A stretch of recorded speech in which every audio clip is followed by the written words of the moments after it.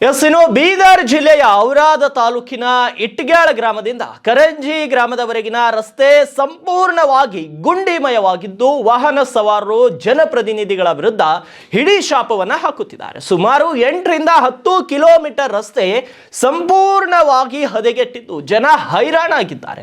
ಅಂತಾರಾಜ್ಯಕ್ಕೆ ಸಂಪರ್ಕ ಕಲ್ಪಿಸುವಂತ ಈ ರಸ್ತೆ ಕಳೆದ 8-10 ವರ್ಷಗಳಿಂದ ಹದಗೆಟ್ಟು ಇದೇ ಪರಿಸ್ಥಿತಿ ಇದೆ. ಆದರೆ ಇತ್ತ ಯಾವುದೇ ಜನಪ್ರತಿನಿಧಿ ಗಮನ ಹರಿಸದೇ ಇರುವುದು ಅವರ ಕಾರ್ಯವೈಖರಿಯ ಬಗ್ಗೆ ಕನ್ನಡಿ ಹಿಡಿಯುತ್ತಿದೆ. ಇನ್ನು ಪ್ರತಿದಿನ ಇದೇ ರಸ್ತೆಯಿಂದ ವಿದ್ಯಾರ್ಥಿಗಳು, ಆಸ್ಪತ್ರೆಗೆ ಹೋಗುವ ರೋಗಿಗಳು, ಗರ್ಭಿಣಿ ಮಹಿಳೆಯರು ಒದ್ದಾಡುತ್ತಿದ್ದಾರೆ. ಗುಂಡಿಮಯ ರಸ್ತೆ ಮೇಲೆ ಸಂಚರಿಸಲು ಸಾರ್ವಜನಿಕರಿಗೆ ತೀರಾ ಸಮಸ್ಯೆ ಉಂಟಾಗುತ್ತಿದ್ದು ರಸ್ತೆ ದುರಸ್ತಿಗೊಳಿಸುವುದಕ್ಕೆ ಹಲವು ಬಾರಿ ಮನವಿ ಮಾಡಿದ್ರು ಕೂಡ ಯಾವುದೇ ಕ್ರಮವಾಗಿಲ್ಲ ಅಂತ ಜನ ಆಕ್ರೋಶವನ್ನ ಹೊರಹಾಕ್ತಿದ್ದಾರೆ. ಇನ್ನು ಈ ಕೂಡಲೇ ಅಧಿಕಾರಿಗಳು ಹಾಗೂ ಜನಪ್ರತಿನಿಧಿಗಳು ರಸ್ತೆ ಅಭಿವೃದ್ಧಿಪಡಿಸಿ ಸಾರ್ವಜನಿಕರ ಸುಗಮ ಸಂಚಾರಕ್ಕೆ ಅನುವು ಮಾಡಿಕೊಡಬೇಕು ಅಂತ ಅಲ್ಲಿರುವಂತಹ ಸ್ಥಳೀಯರು ಒತ್ತಾಯಿಸುತ್ತಿದ್ದಾರೆ. ಹಾಗಿದ್ರೆ ಸ್ಥಳೀಯರು ಏನ್ ಹೇಳಿದ್ರು ಬನ್ನಿ ಕ್ವಿಕ್ ಆಗಿ ನೋಡ್ಕೊಂಡು ಬರೋಣ.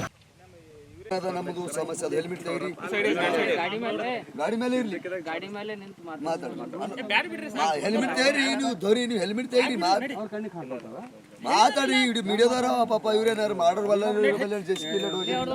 ನಾವು ಮಾತಾಡಿದೆವು, ನೀವು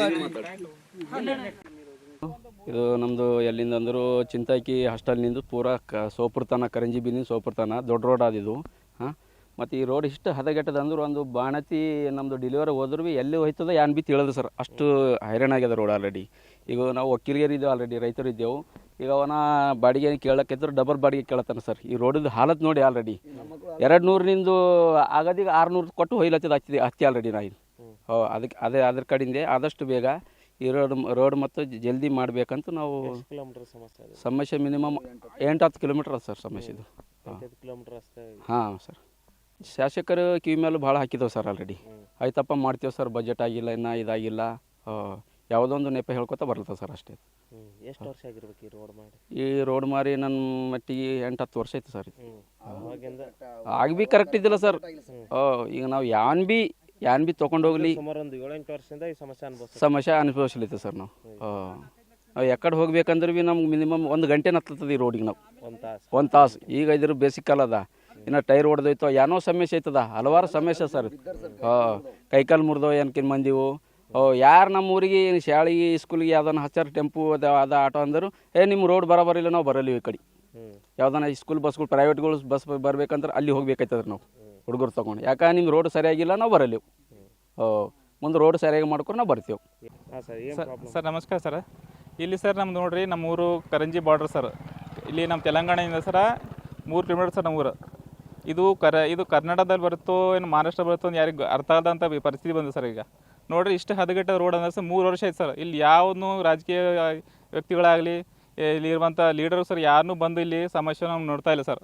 ಅದಕ್ಕೆ ಹೇಳ್ತಾ ಸರ್, ಈಗ ಸ್ಕೂಲಿಗೆ ಹುಡುಗರು ಇಷ್ಟು ತ್ರಾಸ ಅಲ್ಲದ ಸರ್. ಈಗ ಗಾಡಿನೂ ಬರ್ತಾ ಇಲ್ಲ ಸರ್, ಬಸ್ಗಳು ಅದೇ ಸರ್, ಬಸ್ಸೂ ಬರ್ಲಕ್ಕೂ ತ್ರಾಸ ಅಲ್ಲ ಸರ್. ಇಷ್ಟು ಇಲ್ಲಿ 5 ಕಿಲೋಮೀಟ್ರ್ ಇಲ್ಲದು ನಮ್ಮ ಊರ್ಲಿಂದ 5 ಕಿಲೋಮೀಟರ್ ಚಿಂತಾಗಿ ಸರ್.